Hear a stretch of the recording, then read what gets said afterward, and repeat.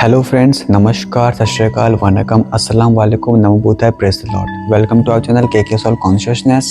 हम मनुष्य मूलतः आत्मा है और आत्मा ही हमारे इस भौतिक शरीर के विकास के पृष्ठभूमि है। इस बात को हम नकार नहीं सकते। शरीर के भीतर जो जीवन शक्ति है वही आत्मा है।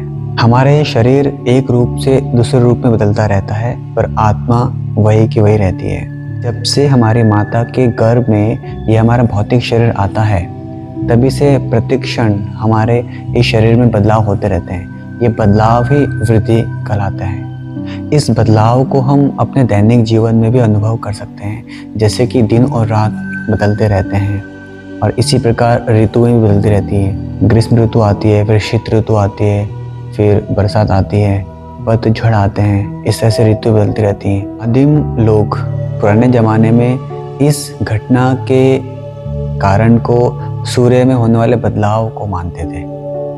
जैसे कि उदाहरण के तौर पर आदिम लोग सोचा करते थे उस ज़माने में कि शीत ऋतु में सूर्य दुर्बल पड़ जाता है और ग्रीष्म ऋतु में वो बहुत ज़्यादा प्रबलशील हो जाता है। वास्तविक रूप से देखा जाए, ये दिन और रात होने की वजह और ऋतुओं के इस तरह पारस्परिक बदलने की वजह का मुख्य कारण है सूर्य और पृथ्वी की आपेक्षिक स्थितियों का बदलना।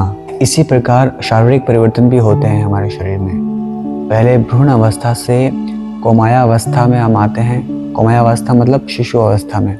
फिर शिशु अवस्था से बालक अवस्था यानी कि युवा अवस्था में हम आते हैं। फिर युवा अवस्था से प्रौढ़ावस्था की तरफ हम जाते हैं। प्रौढ़ावस्था मतलब युवक अवस्था। फिर युवक अवस्था से हम वृद्ध अवस्था की तरफ जाते हैं, बुढ़ापे की तरफ जाते हैं। इस तरह से हमारे शरीर में ही बदलाव होते रहते हैं, पर हमारी जो अंदर आत्मा है, जीवन शक्ति है, वो हमेशा बरकरार रहती है। वो हमेशा एक ही रहती है। सिर्फ शरीर का बदलाव होता है। हम मनुष्य का ये शरीर एक यंत्र की तरह है जो हमको ईश्वर के द्वारा भेंट रूप में दिया गया है। मनुष्य के जीवन का असली उद्देश्य एक शरीर से दूसरे शरीर में निरंतर देहांतरण को रोकना है और अपनी मौलिक आध्यात्मिक स्थिति को स्थापित करना है। धर्म सिर्फ एक आस्था है जो काल और परिस्थितियों के अनुसार विकसित होती रहती है। भौतिक प्रकृति के नियम के द्वारा हम एक शरीर से दूसरे शरीर में ले आए जाते हैं।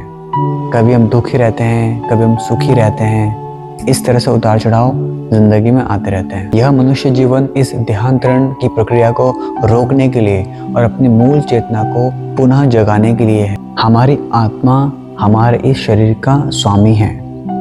ये बात समझने के बाद भी अगर हम अपने शरीर के प्रति ही सोचते रहें, आत्मा की तरफ कोई ध्यान न दें, इस शरीर को ही कंफर्टेबल बनाने में लगे रहें या इसको संवारने में लगे रहें, ये तो फिर उस बात की तरह हो गया कि जैसे अपने कोट पैंट शर्ट को मैं दिन में 3 बार वॉश करूं और दिन भर भूखा रहूं, तो ये तो हमारे पेट के साथ नाइंसाफ़ी हुआ।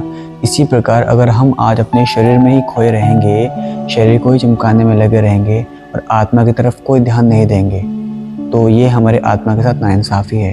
और हम अच्छी तरह जानते हैं कि ये आत्मा हमारे इस शरीर का स्वामी है। आत्मा हमारी चेतना है। आत्मा के बिना ये शरीर कुछ भी नहीं है।